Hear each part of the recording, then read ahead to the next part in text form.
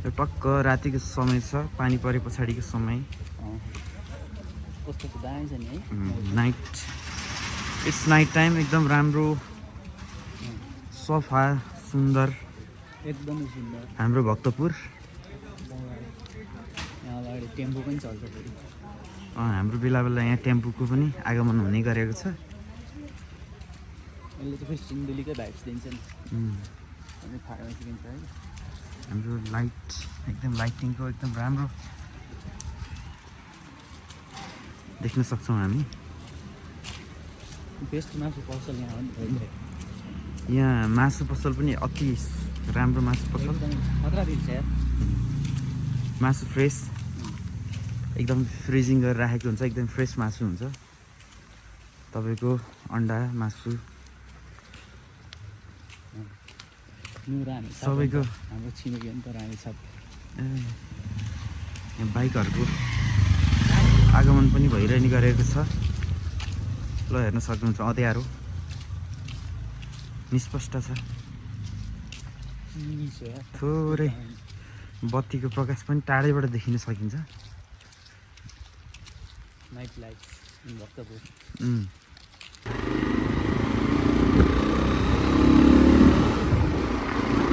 हामी चाहिँ अहिले यहाँ 4 बाटोबाट गट्टाघाट जाँदैछौँ। भाइ र म। भ्यू हेर्नु, भ्यू कस्तो दामी छ यहाँ। भ्यू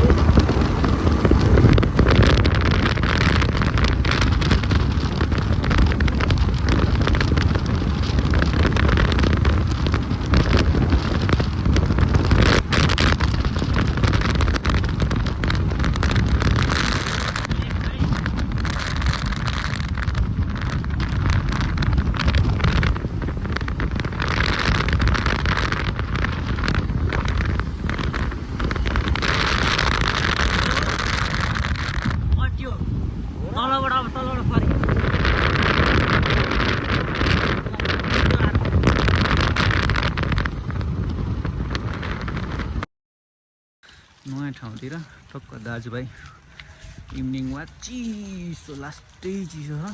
पानी हल्का हल्का पर्या, तर हामी भिज्ने अवस्थामा छैनौँ। यताबाट चाहिँ नयाँ ठाउँ हेर्नु गइदिउँ न दाजु भनेर चट्ट मट्ट पाएर हामी 3 भाइ टमक, 2 भाइ टमक टमक गरेर हिँड्दैछौँ। एकदम रमाइलो, लास्टै रमाइलो छ। फ्रेस पनि भइन्छ, हात खुट्टा पनि अलिकति चिसो हुन्छ। तपाईँहरू पनि यसो बिहान बेलुका हिँड्ने गर्नुहोस्, फिजिकल फिट हुनुहोस्। आफ्नो ठाउँ वरिपरि के भइरहेछ यताउता थाहा हुन्छ। सही हो। अब यस्ता ज्ञानका कुराहरू चाहिँ हामी दिइरहन्छौँ। तपाईँहरू लिइरहनु, हेरिराख्नु। हामीलाई केही थाहा भएको कुरा तपाईँहरूलाई थाहा हुन्छ। तपाईँहरूलाई थाहा भएको कुराहरू कमेन्टमा गर्नु होला। हामीले यसो गर्नुभयो भन्नु होइन। हामीले गल्ती भन्दै गर्दा हामीलाई सच्याउन सक्नुहुन्छ। हामीले दामी देखिने रहेछ है पारी सिरुटारतिर नि। समर्थन जनाउन सक्नुहुन्छ। यो पारी चाहिँ सिरुटारहरू पर्छ। दामी छ त्यता पनि फेरि ठाउँ त। हाम्रो एउटा साथी पनि सिरु छ। नारायण दाई पनि बस्ने पारी हो नि। त्यही जान्दै कि बुझ्नु।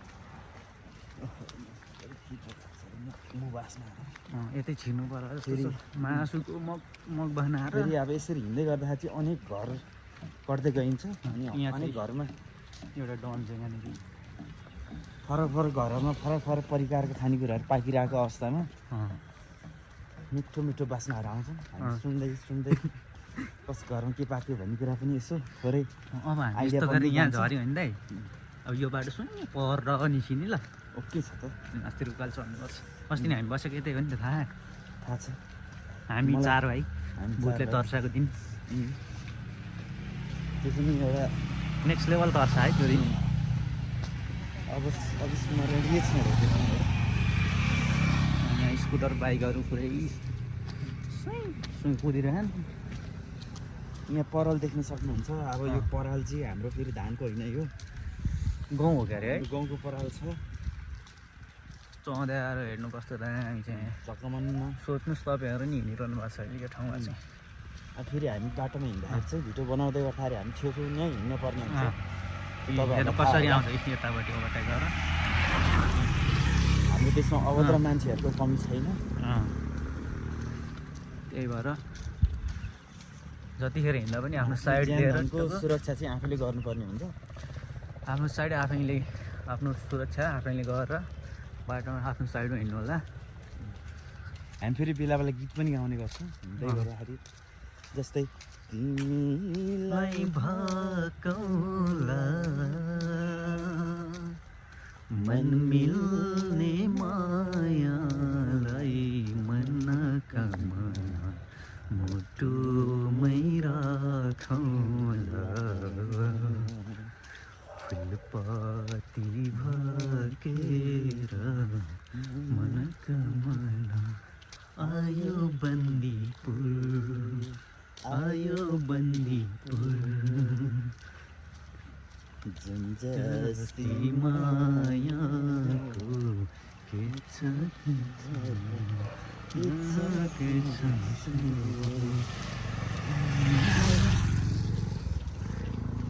अब यस्तै छ अब यस्तै गीत छ पनि सुन्नुभयो गीत पनि सुन्नुभयो ल आजको हाम्रो ऊ चाहिँ यहीँ इन गर्छौँ हामी घर पुगेपछि चट्ट आफू सुरक्षित रहनुहोस् आफ्नो वरिपरिको ठाउँहरूलाई सुरक्षित राख्नुहोस् सुरक्षित बस्नुहोस् पानी पर्छ भनिरहेको छ ल गुड नाइट सबैलाई शुभरात्रि जय जय नेपाल जय जय माता